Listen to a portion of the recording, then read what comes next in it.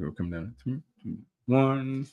Welcome to the Bucky Brooks Show. I am your host, Bucky Brooks, and we are trying something new today. We're doing a post-game live chat. We just wrapped up the Detroit Lions taking on the San Francisco 49ers. The Lions with the win, 40-34 on the road. It sets up a great shootout next week, week 18. We'll see a winner-take-all contest between the Detroit Lions and the Minnesota Vikings. The winner will secure the number 1 overall seed. The loser will be the 5th seed in the NFC. A lot on the line between two great teams. We'll talk about that matchup a little bit at the end of the show. But let's talk about the Lions and what we saw from the Detroit Lions tonight. To me, I would say maybe pleasantly surprised that the Lions were able to turn it around after a slow start. They were kind of stumbling all over themselves, but found a way to right the ship in the second half, took over the game, put 40 points up on a really feisty San Francisco 49ers squad to earn a win and to put themselves in a position to really play for it all next week, even though it was going to be a game where they played for it all next week, regardless of whether they won or lost. You Dan Campbell, you want to go out the right way. Offensively, the Detroit Lions are so fun to watch. They look good, putting 40 points up. Jared Goff had over 300 yards, passer rating 132. He had 3 touchdowns, didn't turn it over. Love to see that. Jahmyr Gibbs had 117 rushing yards, spectacular touchdown run, continues to dazzle as the lead runner on this offense. And then when we talk about just how they're able to kind of share the load at the wide receiver spot, we had a bunch of different guys that were making contributions. Jameson Williams had 5 for 77 and a touchdown. Sam Laporta, 6 for 64, another touchdown. Amon-Ra St. Brown, 8 for 60 and a touchdown. And you can just see how they're able to do it because they get the ball to their primary playmakers. When I think about Amon-Ra St. Brown, Sam Laporta, and Jameson Williams, they combined for 19 receptions, 3 touchdowns. And when you add in Jahmyr Gibbs, who had 4 catches for 46 yards, the ball goes to their main playmakers. And Ben Johnson, offensive coordinator, continues to put on a show. Not only does he dazzle when they're doing their traditional offense, but he always has a couple of things up his sleeve to make sure that we get excited about the trick plays that they use. So we saw Amon-Ra St. Brown catch a little pass, a little hook and ladder to Jameson Williams for the touchdown. These are things that are staples in the Lions playbook, and some teams refuse to bring tricks and misdirection and these explosive gadget plays out. Every week, Ben Johnson dials it up. They talk about on practice on Wednesday. They introduce those plays. It really brings a different energy to the team, and then they have been able to execute it. So you love that part of what you saw from the Detroit Lions. Offense was humming. All of that is great. I would say the other thing that you like, it's a little risky, but you like the way Dan Campbell is super aggressive going for it on 4th downs. I mean, he is not met a situation where he backs down from that thought process of, hey, we're going to go for it. We can go for it in the red zone. We may go for it in our own end. We believe so much on our team, on our offense, that it doesn't matter to us. Like, we're willing to take those chances. We're willing to put it in the hands of my quarterback, Jared Goff, and see what happens. And when I think about this team and I think about the Lions and how they were able to go, the thing that you worry about is the high risk, high reward style of play that Dan Campbell favors in the postseason that can come back to get you. It didn't get them in this game. They were able to make some critical plays in the red zone going for it, even though they left some points on the field by not being able to convert some of their 4th down situations.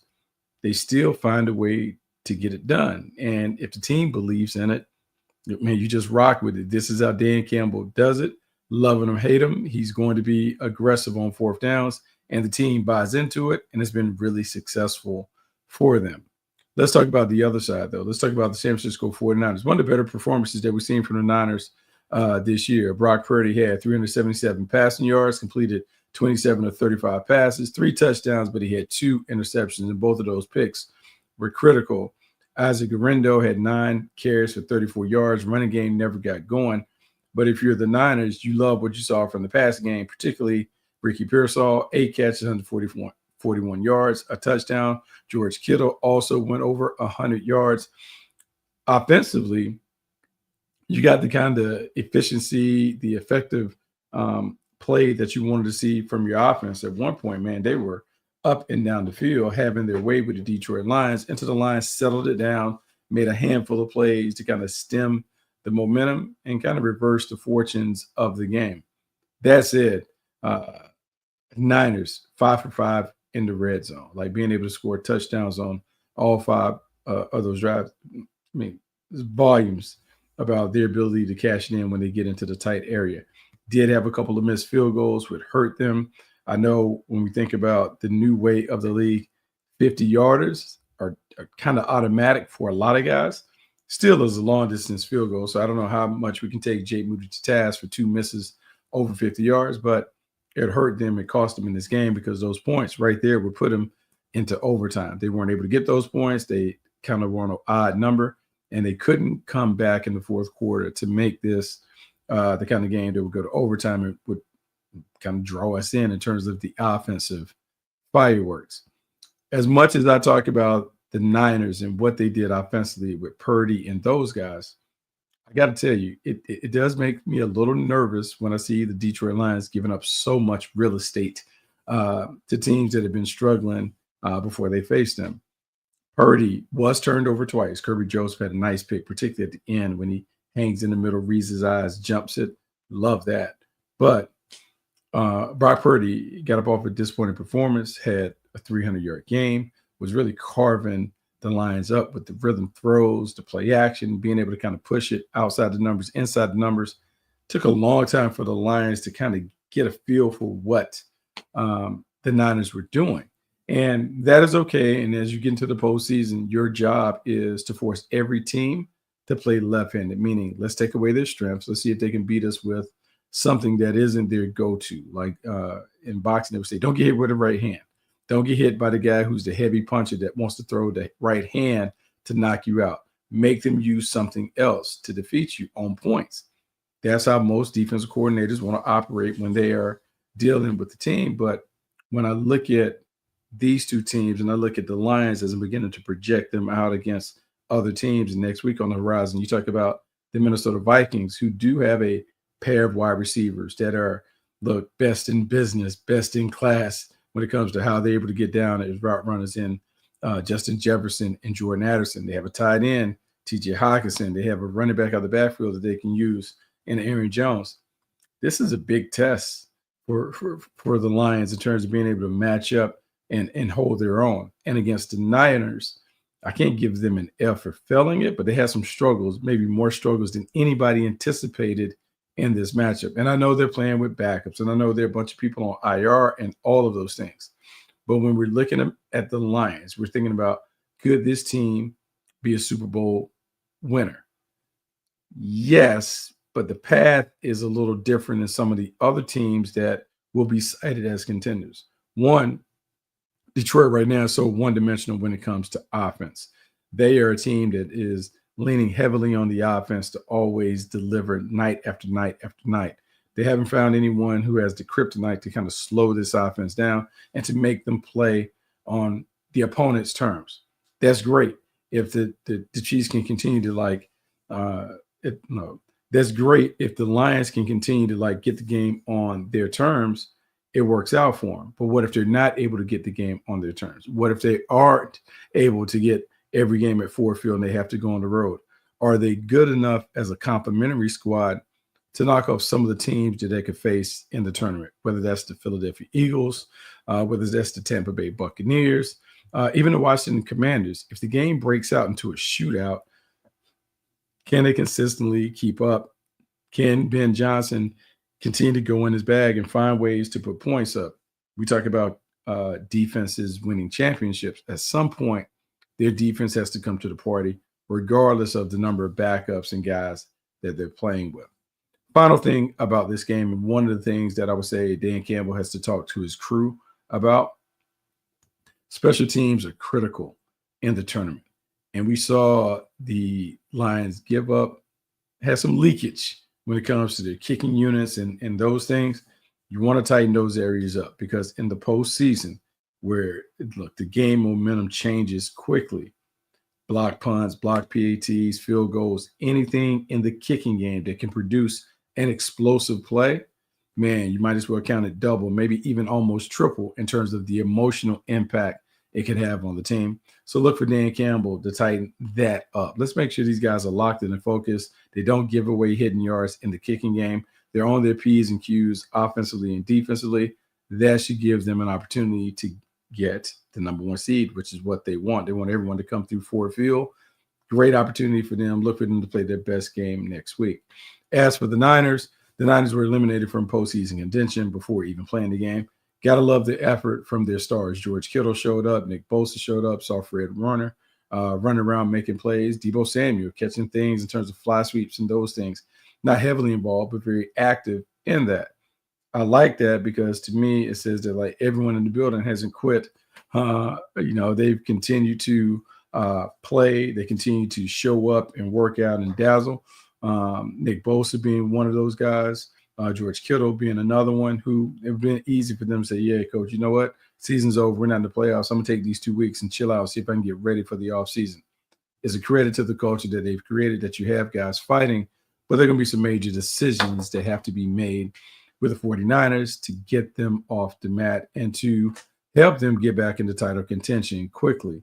We'll see if they're able to do it. Now, let's go back and let's talk a little bit about Sunday's games because I didn't have an opportunity to address some of the stuff that happened over the weekend. Look, I say the weekend, but it's been such a long week with so many different games being played Wednesday and Thursday and Saturday. So, I mean, just football galore. And I love it, but a lot of stuff has happened. And a lot of stuff that has happened has been, we'll call the crystallization of the postseason. We're now seeing all these teams kind of get into the mix in terms of solidifying themselves in the postseeding, beginning to make conversations internally on how hard do we play it? Do we back off? Is it a rest versus rust dilemma that you're having where you're trying to figure out, I want to rest them, but I don't want them to be rusty. How can I get them to come back ready to go right away? Conversation that you have to have. The other thing that you have to have when we think about the shaping of the playoff races and what took place this weekend, we're now at a point where in the AFC, there's only one slot left. That slot right now is between the Denver Broncos, the Miami Dolphins, and the Cincinnati Bengals. The Denver Broncos win, they're in. They're playing a Kansas City Chiefs team that doesn't have any motivation really to trot out their best squad out there. They're already locked in as the number 1 seed. They are riding a 15-1 record going into the postseason. They have played well, and the offense is beginning to find the rhythm that many of us expected to see from a unit that has some veteran pieces that were intriguing, namely DeAndre Hopkins coming over and doing that stuff. So we're now looking at the playoff field, and the thing that we know about the playoffs, styles make fights, meaning who you're on that line against, man, it really determines what you're able to do against them. Can you utilize the full playbook? Do you have to have something more condensed? Who are you facing? How are you doing it? Are there ideal matchups the way that we're looking at it? In the AFC right now, the way the matchups will fall. If today, this regular season ended today and we're going to the tournament, here's how it breaks down. The Buffalo Bills, the number 2 seed, would take on the Denver Broncos. The Baltimore Ravens would take on the LA Chargers, and the Houston Texans would take on the Pittsburgh Steelers. When you look at that, ideally, yeah, Buffalo can sign up for that. I think they feel confident about being able to knock off the Broncos.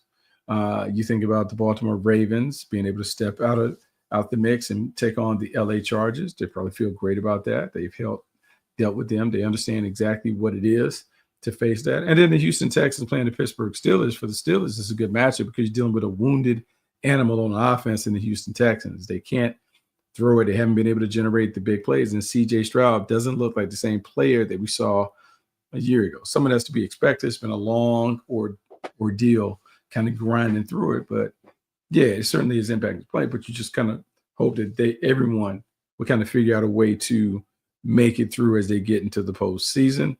This would be fun. The one thing that you worry about, though, like you're the Buffalo Bills, you're sizing up the Denver Broncos.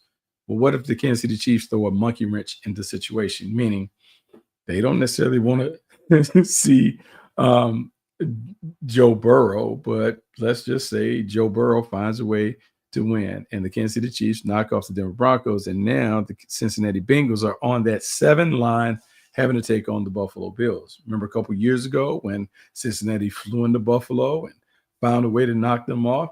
Do you want to deal with that if you're the Buffalo Bills? Because what I will say about the Cincinnati Bengals offensively, I don't know if there's a better offense in the league than what the Cincinnati Bengals can trot out there when they are on. Points, explosiveness, all of that stuff they have. Could upgrade the running game a little bit, but offensively in the passing game, it is Joe Burrow's circus, and he's the maestro making it happen in the middle. Those matchups in the AFC are certainly compelling. In the NFC, it's a little different ball of wax. Like we can talk about the fight for the number 1 overall seed being between the Minnesota Vikings and the Detroit Lions. Both of them are sitting at 14-2. Crazy that within the division, both of those guys have a record like that. So one of the winner will get the number 1 seed. The loser will fall back, and we're talking about being the 5th seed, where they would take on the Tampa Bay Buccaneers. Not necessarily a bad consolation prize, even though you got to deal with the high octane offense that they have. Philadelphia Eagles locked into the 2 seed, 13-3. That means we can have a conversation about whether Saquon Barkley should play or not.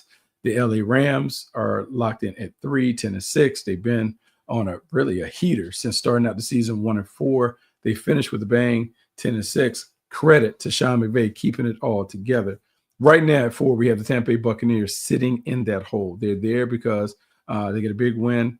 They are beginning to round into form, and let's be honest, competition for that. You're talking about the Atlanta Falcons, and the only way they can swipe it for them, and they would have to help the Falcons by not performing well. We'll see if that happens. Minnesota Vikings or the Detroit Lions will be positioned at 5. The Washington Commanders right now at 6, and the Green Bay Packers are 7. So you're looking at the possibility of the Philadelphia Eagles taking on the Green Bay Packers wild card round. The LA Rams taking on the Washington Commanders, 2 teams with more than double-digit wins. Tampa Bay Buccaneers taking on the Minnesota Vikings or Detroit Lions. Man, get your popcorn ready. I'm signed up for all of those games. They all have great storylines. They all have intriguing players. And notably, they all have stars, which is really critical in the postseason. As we continue to go down the line and we talk about some of the decisions that they have to make ahead of these games, maybe the biggest decision is, what are the Philadelphia Eagles going to do with Saquon Barkley? Saquon Barkley has 2,000 yards. Did a really good job of kind of being the straw that stirs the drink. He is the tempo setter. And when he goes, this offense looks completely different. They were wise to swipe him from a division rival because they upgraded their team and weakened another team, but they also gave themselves an identity. Before, we hemmed and hawed about what the Lions were. Yeah, they're blue collar, kind of they're flashy, they throw it all over Europe, but with Saquon coming over and being the bell cow and living up to that, look, the effusive praise that has always surrounded him. Man, you got to love how he performed. 2,000 rushing yards is no small feat. The fact that he popped out the game, says, look, it was about the record, is more so for everybody else. I could care less about chasing the individual stuff. I want to win and win at the highest level. Love that when your best player is your best leader and he has a low ego personality. Check, check, check. You can understand why there are people that are excited about him. He is terrific. He's been explosive and dynamic, and he potentially could help Kellen Moore get a job, because Kellen Moore has shown that he can work with quarterbacks, but now that he's shown that he can work with a big-time back and help him check off the boxes in terms of career achievement and accomplishments, yeah, Philadelphia Eagles, Kellen Moore, he has it going. And so Kellen Moore has determined whether they can play Saquon. Given that the running back is so important, you probably sit him down and let him come back wildcard run and hope that he is able to get it done. Little quick observation, because we didn't get a chance to talk on it. Obviously, the Sunday night game, Washington Commanders, the Atlanta Falcons, got a chance to see 2 young gunslingers go at it, and Lowe being able to just make the plays, do all the things that you want to see. Michael Penix was able to do that. He showcased that, man. Big arm, big hands. You see it, man. The way the ball comes out when you're field level, you can hear it whistling past you as he's just playing pitch and catch. Big old hands allows him to like grip it in any weather. He can play to that. So to me, he's in a nice environment, obviously. been in Atlanta, but his physical stature and dimensions made it where you could see him thriving in inclement conditions. In this game against the Commanders, you saw one guy in Penix who was second start, still trying to figure it out, but has raw talent and ability that makes you kind of sit up and chill like, okay, I dig it. But then on the other side, man, this dude is an absolute star in Jaden Daniels. Jaden Daniels he can do it in so many different ways. He can be the lead horse, carrying everybody, make sure everyone knows where they're going. He can be in the back, hanging with the people, just kind of like letting everybody like do their thing when it comes to offense. He can do all of it. He can take the lead as a game manager, or he can be the ultimate playmaker. And we saw that on Sunday night.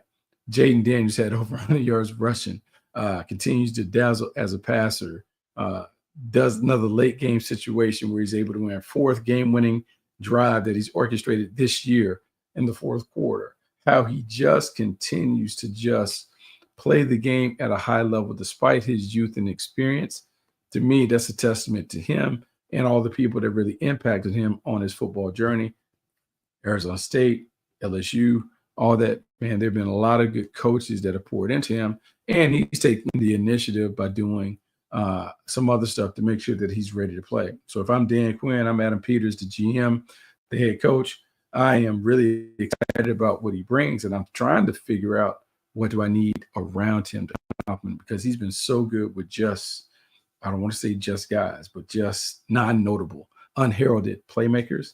And what would he be if he had some real dudes to go with it? It's coming, but man, if he has some real dudes another season, they won 11, how good can they be next year? Really excited about Jaden Daniels, as he's going to swipe that Offensive Rookie of the Year award and kind of have his way with it. But another guy that we have to talk about who had a bit of a milestone, Las Vegas Raiders, Brock Bowers. We've talked about him the last couple of weeks about how good he is, what he can be, what he will be as a pro. And man, he went out there and just did it. He did his thing. He shattered all the rookie records. He is like, whether it's targets, yards, touchdown, just he is checked off a lot of the boxes as a rookie standout to me, who deserves to be a Pro Bowler, because the way that he plays the game, man, he has Pro Bowler written all over him. And so rather than having a charity case where we give it to somebody else, I can imagine another tight end that's commanding the kind of attention that he's commanding, who has been able to step in and move around, whether it's in the slot, out wide, touching the ball a variety of ways. Man, Brock Bowers is as advertised. When people would go crazy about him and what he brings, I understand now, because when we see it, man, this dude is dynamic. He has sticky hands. He's consistent, reliable. He moves the chains. Not a better player at the position than Brock Bowers. Shortly, soon, very soon, we'll be able to give him his flowers for the stuff that he has been able to do between the lines. Let's talk about a few more things before we get out of here. I think is really interesting when I look at some of the things that are going on. We talk about the young quarterbacks and those things. Indianapolis Colts have a huge dilemma that they're facing. Anthony Richardson was drafted. They wanted him to be the quarterback of the future, but through 2 seasons, man, injuries, inconsistent play, lack of accuracy, those things have to leave the door cracked for the team to talk about at least another quarterback coming in and being a serviceable backup or competitor in the situation. Because when I just think about how bad it has gone for the Colts, a lot of it stems from the quarterback not being available or not being able to handle adversity and get to the other side and help this team, whether as an athlete, whether it's as a pinpoint passer, but do something to help them get to the winner's circle. Didn't see that, because the rest of the roster is solid enough to be a playoff team. This team, like, man, if we were playing in spades, this team should have 10, 11 books. It was so easy when you look at the team. They just haven't lived up or performed up to expectations. So that is a huge disappointment, and one that there may be some heads that eventually roll because the quarterback didn't play well and he was their pick. And this team is regressing as opposed to ascending. Keep an eye on what that looks like at the end of the year. I'll say that I am really impressed with the job that Baker Mayfield and Tampa Bay Buccaneers continue to do. Baker Mayfield is, I would say it's on a heater, but he's beyond that. I mean, this dude had 5 touchdowns, like just slinging it all over the yard. Big game, reminded me of the young, cocky Baker Mayfield that dominated at Oklahoma. He's back to doing what he does. That version is fun, but very scary for opponents because he is going to push the envelope when it comes to trying to get the ball to his main playmakers. But his playmakers have responded, and because they've responded in such a positive manner, man, they are dangerous to face. The Tampa Bay Buccaneers are one of those enigmatic teams. You just don't know what you're going to get in the postseason. Final point, MVP race. We continue to have it over and over again. Josh Allen, Lamar Jackson. Originally, I started about Josh Allen, like, hey, man, you can go ahead and scratch and etch the trophy. Then I was like, whoa, wait a minute. Lamar Jackson puts up a couple signature games. You see him run around. He's going like crazy. He is almost a point he touched. I mean, he's just doing so much right now that it's going to be a hard decision. And the thing that bodes well for Jackson, he'll have an opportunity to make a lasting impression in terms of a primetime game. Everyone sees it. Everyone tunes in. And those things, love some of that stuff. But Lamar Jackson's going to be the beneficiary of kind of being on the stage at the end. That's it. When we talk about Josh Allen's candidacy, he's very worthy of being the MVP. You think about 5 straight seasons where he's had 40 touchdowns. He's been able to consistently do it. It's become a hallmark of who he is and what he's about. You got to like it, man. One of the nicest guys, great leader. This offense has improved addition by subtraction. Stephon Diggs wasn't in love with his role, so they move on from him, and they just kind of figure out a way to hodgepodge it together, but they're having success. And that success brings more notoriety and claim to more notoriety and more attention that should go to Josh Allen. Josh Allen has delivered. He has done more with less. You look at the numbers, they're still operating at a high rate. So his numbers aren't necessarily better than Lamar Jackson's, but you could argue that he has a more challenging set of circumstances that if this was baseball, tie goes to the runner. If it plays out the way that it's been playing out, tie certainly has to go to Josh Allen to win his first MVP award. So I wanted to pop on right after the game, have a little post-game reaction show where we talked about the things that happened in the game. We also talked about the latest things that were going on in the football world. So we're able to do that. Hopefully you'll continue to join me on the Bucky Brooks Show. Make sure you rate, review, subscribe to the podcast. Make sure you tell a friend to tell a friend, because as the calendar flips over, and man, we are close. We're like 24 hours away from seeing the calendar flip. As we get into 2025, our focus will go from the here and now, these NFL games, to beginning to talk about the draft and how your favorite team is going to look at this draft class and make some impactful decisions to make sure they bring the right guys on board. But until then, I'm Bucky Brooks. This is the Bucky Brooks Show. I will talk to you later in the week.